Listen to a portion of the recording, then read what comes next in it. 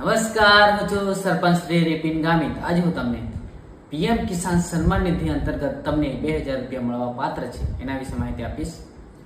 PM Kisan Samman નિધિમાં જે 7/12માં નામ છે અને અરજી કરવાની બાકી હોય એવો અરજી કરી શકે છે।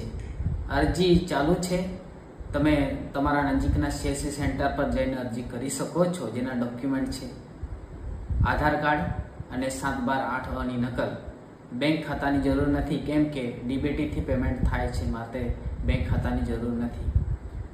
જો તમારું નામ 7/12માં ચડ્યું હોય, જેમ કે તમારા પિતા માતા મરણ પામ્યા હોય, તો એઓનો મરણનો દાખલો અને આધાર કાર્ડ જરૂરી છે।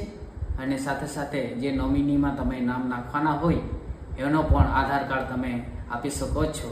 આ ખાસ નોંધ લેવી। તમે તમારા નજીકના સીએસસી સેન્ટર પર જઈને તમે નોંધણી કરાવી શકો છો અને નોંધણી કરાવી પછી તમે જે અરજી સબમિટ થાય એ અરજી તમારે તમારા ખેતીવાડીના ગામ સેવકને આપવાની રહેશે।